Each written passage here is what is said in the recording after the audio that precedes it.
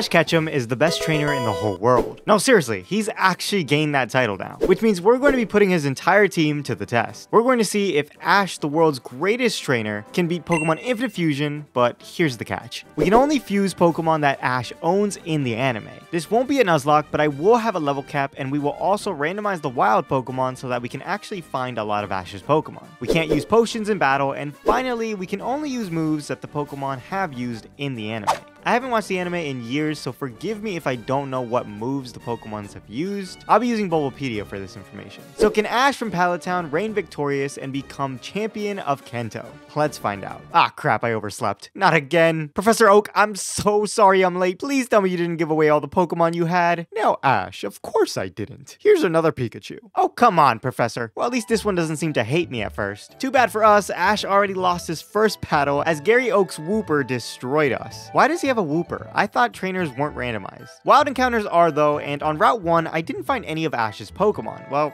except Noctowl, but there's only one way I'm getting this, and it's by shiny hunting it, and I'm just not gonna do that. Sorry, buddy. I did end up finding a Phanpy, and Ash did have a Donphan. The question now is, can Phanpy fuse with Pikachu and get a custom sprite? Aww, who's a cute little mouse elephant? On Route 2, I did find a regular old Pidgey, but Ash didn't have a Pidgey. He had a Pidgeotto, so we have to wait a bit before that's on the team. However, we don't have to wait for Riolu, which was also on Route 2. This is my first time seeing Riolu in the wild for a randomization. I was over here thinking I wouldn't get one for this run. Moving on to Viridian Forest, we did find our regular old bug types fuse into one. Now we just unfuse, evolve, and we have a Butterfree. With our beautiful Butterfree, we can fuse it with Riolu for Butterloo. Honestly, you can barely tell there's a Riolu in there. This fusion actually really sucks because the only move I can use right now is Harden. They never learned any of the rest. Don't worry, Butterloo. I won't release you like the real Ash did. Instead, I'm probably just going to put you in a virtual box forever. Since we had two Pokemon, I decided to fight Gary to show my dominance. But it didn't exactly go to plan. Nidoedgy was a piece of cake, but this dumb Wooper used Water Gun, and the problem is Butterloo can't attack this thing without breaking rules. Thankfully, this isn't a Nuzlocke, but come on, Gary. You won by a technicality. But I'm Ash from Pallet Town, and I wasn't gonna let Gary Oak embarrass me like that. So on round 2, I went for some defense curls to boost rollout, and one rollout later, it destroyed the poison bird, and Wooper died to 2 this time as he only went for Tail Whip. Fine, you sold the fight, but I'll use it to boost my ego. That fight is optional, but if you defeat Gary, you can gain access to the Secret Forest for a bunch of items, but more importantly, we get more Pokemon, and the first one just happens to be a Fletchling. Now we can fuse Phanpy with Fletchling, and this is great. We can also fuse Pikachu with Riolu, and this is also cute. They both have reverse fusions too, and while I like Phanpy's first one more, Pikalu was my favorite for the Pikachu fusion. And you can rot here forever. But you know what's not gonna rot? The food from today's sponsor. This video is sponsored by HelloFresh, the meal delivery service that not only tastes amazing, but will save you time and money. If you're anything like me, then you probably hate grocery shopping. Either you just don't have time or you just hate leaving your house for any little convenience. HelloFresh, you can get everything you need for your meals right to your doorstep. The only time you'll be wasting is the 15 minutes it takes to prepare and cook this at home. And at that point, you're not really wasting any time. You're spending it with a delicious homemade meal that's actually gonna make you wanna cook. Not to mention, it's definitely cheaper than takeout, and I have a history of ordering the entire menu at any fast food joint. They sent me everything I needed for a nice pork chop meal, all the way down to the seasoning. This was super quick to cook, and if you're an idiot like me, don't worry. HelloFresh is dummy proof, and they give you all the instructions on this piece of paper. It looks like a PowerPoint slide, but in my hands. A 3rd grader could cook this stuff. Everything was super simple to follow, and by the end of it, my mouth was watering. Gosh, I love pork chops and mashed potatoes. I have a ton more meals to choose from, so go to HelloFresh.com and use code 50JustJules at checkout for 50% off plus free shipping. Again, that's HelloFresh.com and use code 50JustJules at checkout for 50% off plus free shipping. Can't say no to free shipping. You could also use my link in the description to make it easier. Big thanks to HelloFresh for sponsoring this video. Now, I don't really know what I'm going to do to beat Brock, as our team isn't suited for that with our moves or typing. Brock keeps his rock typing unlike my other runs, so I need to find something now. And just on the next route, Sandile appears. But Ash never had a Sandile. He caught a Crocorock. No, he didn't. He caught a Sandile. I'm just a fucking idiot. Eventually, at this point, I just gave up looking and gave it a shot with the team I had. Hey, Brock, can I challenge the gym? No. Oh, God, no. What? Why? Don't you remember the last time you challenged me in my gym? Oh, come on, Brock. That was like 20 years ago. Get over it. So the good news is Geoedgy is a rock flying type, meaning rollout isn't resisted and can do super effective damage, but unfortunately, we eventually missed on Dignix, and I'm pretty sure this means we lose against Brock. Just like old times, huh, Brock? And the reason we lose is because Pikalu can only use Quick Attack since it's a ground type. We did get very close, but we just couldn't pull through. I knew I should have electrocuted the sprinklers. On round 2, I led Pikalu first as Thundershock and KO Geo-Edgy in one single shot. I did get one Quick Attack against Dignics before switching on a Dig to Fanling. With no misses and some defense curls, Fanling rolled his way to victory. A nice brute force win. Ash would never do that, but hey, I gotta work with what I got. I can't exactly just electrocute the sprinklers. You never change, do you, Brock? Hey, over here! Don't you want to steal my Pikachu? No? Hey, I'm talking to you guys. Man, how times have changed. Gary the second time was actually difficult again as Nidoejy whirlwinded us out of our rollout. Pikalu did Electro Ball finishing this off, but Quagsire brought us down easy. Somehow Fanling was able to peck everything from here, and if it wasn't for this miss right here, we wouldn't have won. This Mankey Fusion died to 2 pecks after, and for some reason, Gary has an Abra that only knows Teleport. I could have given him a Kadabra. If it had any attacking moves at all, we would have taken a trip straight to Nurse Joy. And I'm not Brock. I don't want to see Nurse Joy. Fanling also evolved into Fletchby, which is the reverse fusion since it didn't have a custom sprite for the other one. As you can see, Misty was super easy. Jigglydean went down to 2 Electro Balls, and Otayu was neutral to it and KO'd Pikalu. And while Fletchby is a fire type now, meaning Water Pulse is quad effective, we can, it totally outsped and ended us right there. Oh, come on, Misty. Are you still mad about the bike? Fine. I wasn't gonna do this, but I have no choice. Since the level cap opened up, we can now use Pidgeotto, and we can fuse that with the only other Pokemon we have. Butterfree. Oh wait, this actually slaps. And with Butter Odo on our side, a single gust can finish Otayu from where it's at. I'm still not gonna get you that bike, Misty. Now I didn't find an encounter on Route 5, but eventually we found a Dratini and this beauty. Why are you giving me those eyes, buddy? Did your trainer specifically leave you out in the rain? Don't worry, you're welcome on my team. Now, I don't think Ash has Dratini, so we can't use that, but I did happen to find a Chikorita right after Charmander, and Ash did have a Bayleaf. From here, I started fusing some more Pokemon together like Charmander and Chikorita, and they weren't anything crazy, but when you fuse Bayleaf and Charmander specifically, you get this. Well, I guess now Charmander won't die in the rain with his flame going out. I did fuse Pidgeotto with Bayleaf for this dope grass flying type, but the superior flying type right now has to be Charfree. Those flames on the wings are awesome. Absolutely stunning. You know, I thought this was a Voltorb and Rotom at first, but I think it's Ponyta and Voltorb. Not sure though. With our new team, I took on Gary on the SS Anne, and of course this wasn't an issue, but Quagsire has reached his full potential, and now he's chonky. Unfortunately, Pikalu wasn't touching this monster, but even though Pikalu was dead, his crucial paralysis came in clutch just in time for Fletchby to finish off with a peck. Now I have no idea Charfree managed to KO Starbra, as it has a water type move, but our sleep powder lasted till the very end, and oddly enough, Ember was actually doing damage. All that was left was Mankate, but it had swagger. Yeah, we lost again. I mean, I am Ash Ketchum, the trainer that loves to keep all of his Pokemon in first stage form and loves to keep moves like Ember on my Pokemon. I decided to evolve Fletchby into Fletchfan,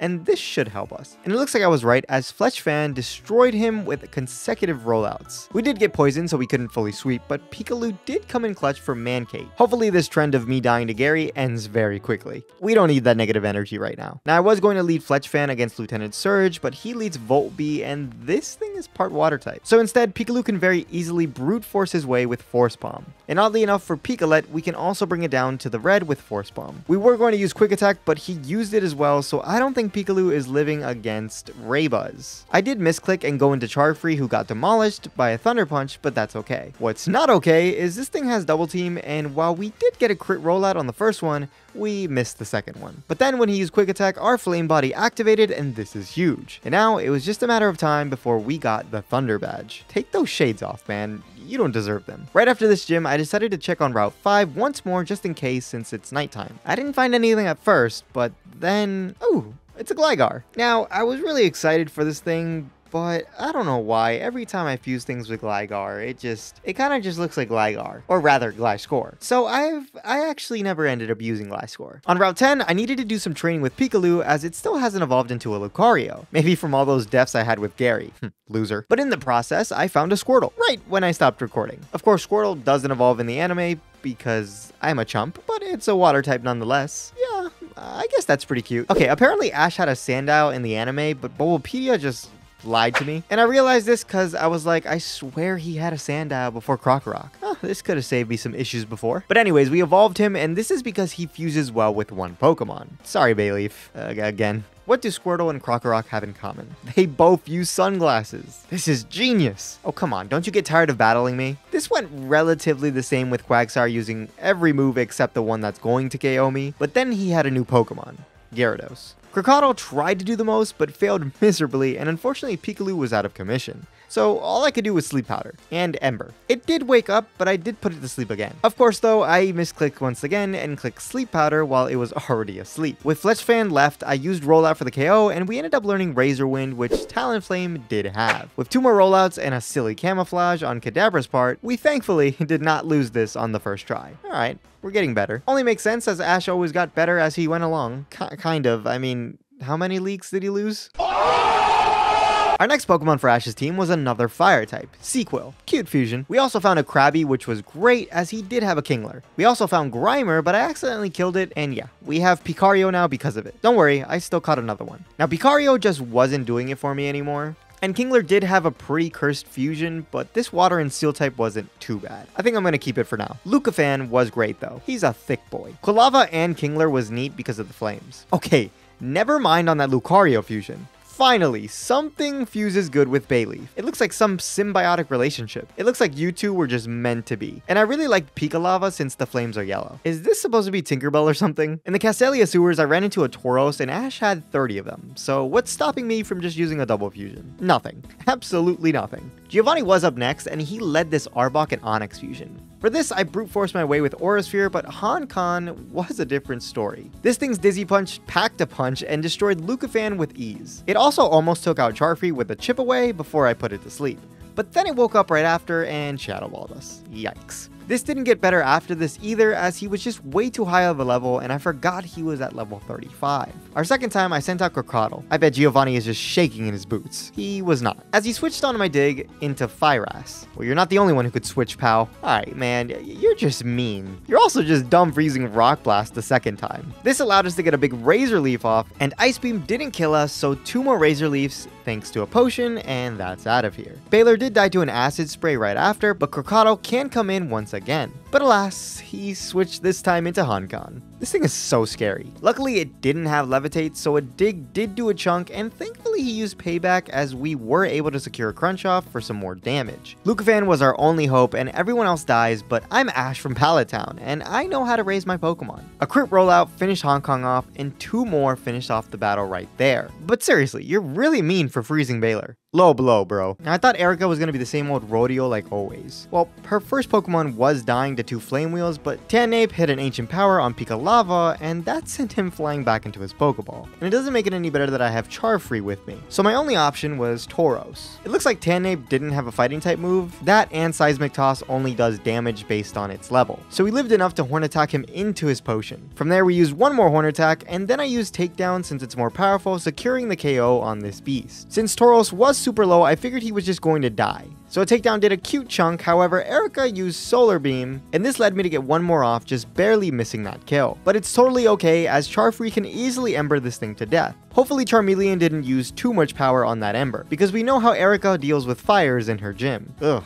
This is disgusting. Take your Pokemon to a hospital, lady. I don't think it fused right. With the level cap open, we can now evolve Charfree into Charfree? Not as cool as Charfree, but it's okay. I think it's time to say goodbye to Butterfree. We can also evolve Pidgeotto into Pidgeot, and this will give us some cool fusions. Now, I think Charizard is great, and let me know the reference, but fusing Charizard with Tauros seems like a waste, so instead, we're going to fuse it with Lucario for a Fire Steel type. Oh yeah, that is freaking awesome. I can't let you guys miss out on Muzard though. That's sick, and it's kind of making me sick looking at it. Donphan and Muck make whatever this is, and Talonflame and Pidgeot are pretty cool, but I don't really need another fire type. So I opted for Tauros instead, and this is very clever. With that, this is the new team, and everyone is looking snazzy. Now, Snorlax actually ended up staying as a Snorlax for the static encounter, which I'm pretty sure I randomized, but oh well. I don't know if this is just luck or what. And this is just in time too because I wanted to fuse it with Gengar. By the way, this is pretty cool. We can't actually use it yet since Haunter evolves at level 40, and that's over the cap, but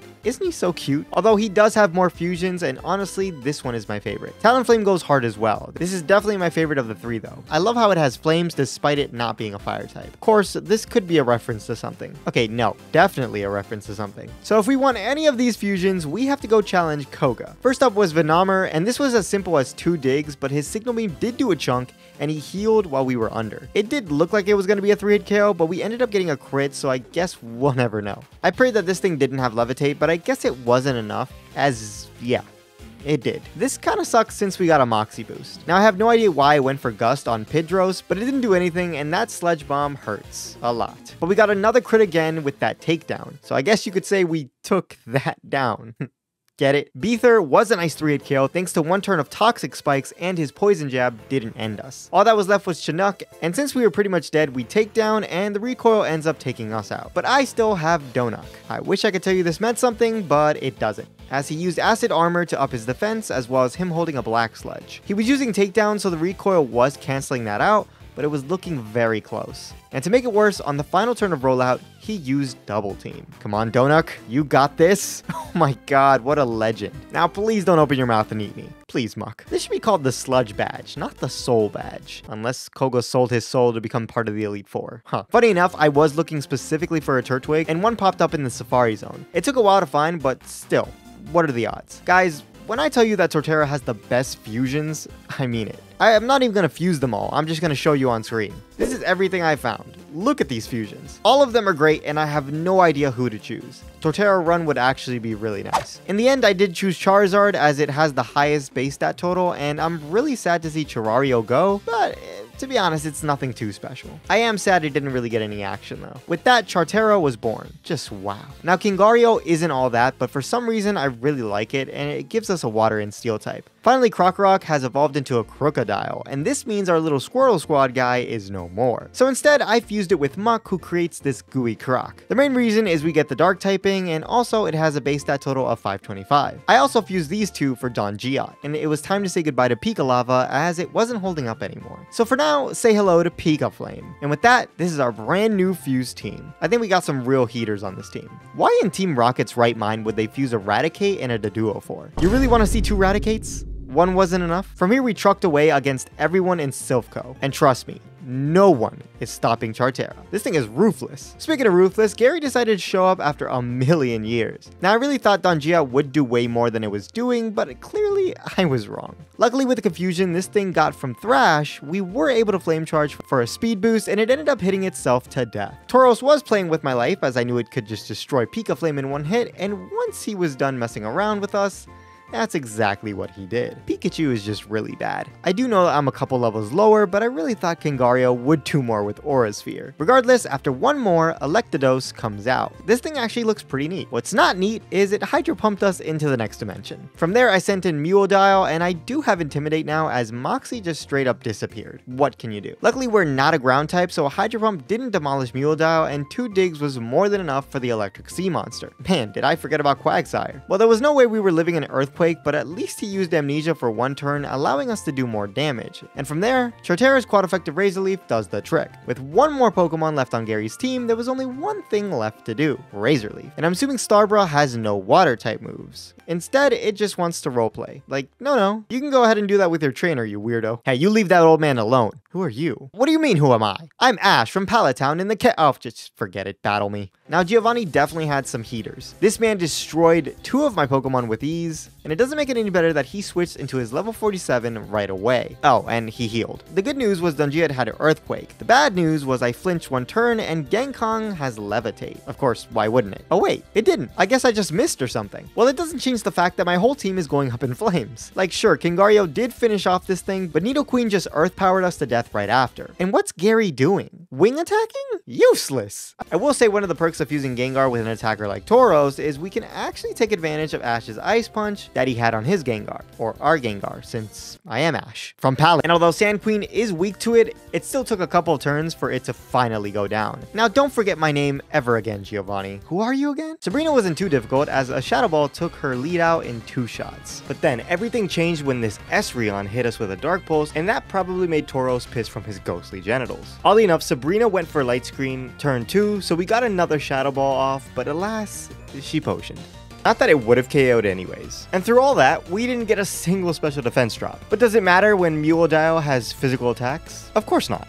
I kind of forgot Muledao was a dark type. I mean, Alabro didn't stand a chance, and since Gengazam didn't actually attack us, we one-shot it easy. See, I told you it was an easy gym. Heading into the sea to find some new encounters, I found nothing at all. This could very well be the team we end up with in the Elite Four, aside from maybe Dragonite. Hey, Blaine. Want to hear a secret? Sure, champ. I'm Ash from Pallet Town. Okay. Are you gonna challenge the gym? If not, you have to leave. Oh, Blaine, if only it was a challenge. See, Blaine leads this Glue Dash, and Pika Flame has Brave Bird, so there's no way that lives at all. Obviously, Pika Flame will probably end up dying, but I wanted to give him the spotlight. Holy cow, Chargdactyl goes crazy. That's an amazing fusion. We could have gotten a Thunderbolt off, but he did hit us with Fire Blast, killing us. Thankfully, though, it did end up missing a big Fire Blast, and we can get our first rollout off with Dongia. From there, we take a Crunch, and another one knocks it out. Magdon is out next, and this died to 2. And 9-9 almost ruined the streak, but Dongia is just a champ living on lucky number 7. You are truly a G, buddy. I could totally see this being a Mega Dugtrio just for the memes, or even a regional form. From here, I went to go foil Giovanni's plans, and I had no hope for this battle as the only rock type move I have is Rollout on Donphan. I led Pika Flame as it's my fastest Pokemon, and this allows me to get a big Thunderbolt off on our Articuno. And without holding back, it immediately retaliates with a fatal Ice Beam. From there, Kingario was up, and he was able to get an Aura Sphere off, but it did way less than expected. Surviving that turn, I then went for a Stomp, and that did a little more, but then Zapdos electrocuted this crab for dinner. Now, I was surprised Chartera outsped for a Flamethrower, but we did, and that means Articuno was out. I did do some chip to Zapdos, but ultimately Chartera didn't stay in there for long. Muledao didn't do much with Crunch, but on the second one, we did get a defense drop on Moltres. Now, obviously, all the birds hold rock-reducing berries, as we've seen in the past, but it still did a bit to Moltres thanks to it being quite effective. We did get burned, but it was okay as the following turn it KO'd since we somehow managed to live on a sliver. With Moltres out of the picture, it was a 1v1 between Zapdos and Genros. I did use Ice Punch, but it doesn't look like it 2-shots from that, so the question was, do we use Shadow Ball or do we Ice Punch now? In the end, I did Shadow Ball and it just didn't do it. But the dumb bird went for Drill Peck and Genros lived on 5! 5! Zapdos, you dumbass. You should be deep fried, specifically at KFC. This man is going to end whoever killed his mother. There's only one gym left to challenge, and it's the man himself, Giovanni. He leads a Firass, who is ground in ice, and I led Kingario as we have Aura Sphere. And 4 of this guy's Pokemon are actually weak to fighting type moves. I really doubted Lucario could live that long, and I was right. Aura Sphere couldn't do anything to this specially defensive beast. Now, thankfully, a Flamethrower destroyed the Lapras fusion where it stood, or else we'd be dealing with potions. Gochamp was out next, and I have Razor Leaf, but it had counter, so thank Arceus it didn't do much to him. If he just keeps using it, I can Synthesis, but of course he didn't. So because of that, I tried to Razor Leaf one more time, and I was successful. Kind of. I mean, Chartera died, but that's what he gets for not obeying me. Oddly enough, Gochamp isn't a ground type. It's rock fighting, meaning Genros here can just Psychic twice for the KO. I wanted to save Genros in case, so I swapped in Muledao, who can Intimidate while also getting paralyzed. From there, we just had to not get paralyzed, which is pretty impossible on a 2-turn attack. He also switched into Glissatar, who thrashed us to death. Dongia did try to brute force with Earthquake, but with all those potions, we weren't getting anywhere. You're lucky I'm Ash Ketchum. I don't use potions in battle. Or do I? I actually have no idea if he has. Now it was Genros against all the odds. 3 Pokemon against 1. I went for Ice Punches and it went well, and then he switched. But we got a huge Ice Punch off, and the reason I say huge is because this thing is actually faster, so now it just stays frozen and boom.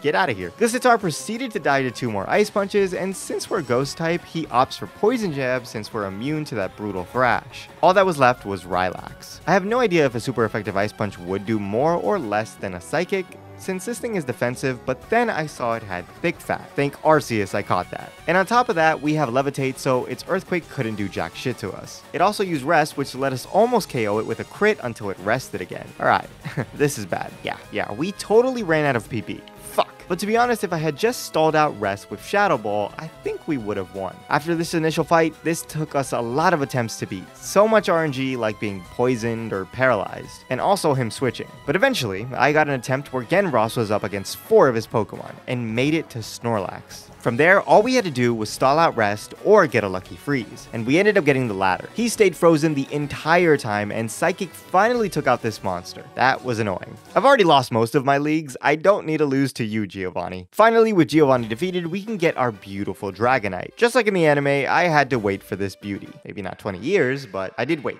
I kind of like this chunky sprite. Now, just like Torterra, Dragonite had some sick fusions, but I decided to fuse it with Kingler. I do like this fusion better, but I went with this one for the stats. The same thing went for Lucario and Snorlax. I love this big guy, but this one just has better stats. Also, it's part steel type, and it's funny that this skinny thing is very powerful. I mean, it single-handedly took out half of Gary's team. How's that for show? Okay, wait, this is actually cuter. Damn, this whole time I could have had a shiny Charterra. Wow. Well, you guys know what time it is. Time to prove I'm the best trainer in the world. Again. And the team is looking super good. I think my favorite is Charterra 100%, although the Torterra fusions we didn't use are top tier. A Torterra run would be nuts. And let me know which of Ash's fusions you like the most. But enough chit chat. Let's show this Elite Four who's boss. First up is Lorelei, and with Magong as her lead, I lead Snorario because we have thick fat. We're resistant to both fire and ice type moves, which this thing happens to be. Or not. It's actually a water type. You're an ice expert. What the fuck, Lorelei? I started using Body Slam instead, and eventually after some potions, we got burned. But this is why Snorario is great. We get rest, and on her Protect, that's when we used it. This will also take away the burn at the cost of being put to sleep. We did almost die doing this, but once we rested, her own Hail ended up being her demise. And we're now at full HP for Whereas. I did try to rest and wake up, but that just didn't happen, so I was only able to get one Aura Sphere off before going down. But don't worry, Snorario, I'll get you all the food you want later. Now, unfortunately, Whereas is faster than Charterra, meaning it got a powerful Surf off. Charterra did finish it off, but honestly, at what cost? My poor boy. Totally expecting to just go down here, I just clicked Flamethrower, and she missed a big Icicle Crash, so we were able to get some chip off on Tentastar. But alas, farewell, buddy. Dragoler is my best switch as we are part water type. So as she went for spikes, we went for Dragon Claws. Don't blow me a kiss. You're gonna make me act up. I figure this thing might have a grass type move, but I don't really care and just go for Hurricane. She uses Ice Punch instead, and we get a huge Hurricane off, confusing it in the process. One more, and there's only one more Pokemon, Mambro. Yeah, this wasn't a challenge at all. Moving along, Bruno starts to fight off with Mavire. Genros here is great as 2 Psychics KO, and he only uses Focus Energy. Bro, what energy are you focusing? All that just to die to a migraine. Pathetic. Well, he would have died if Bruno didn't switch him out. We did waste potions with him though. Sicross is probably a bug type, and if it's not, then it's a steel type, at which point Charterra is still fine here. I did go in on a Swords Dance, which is scary, and oh man, it was. A close combat destroyed me. I had no choice but to look it up.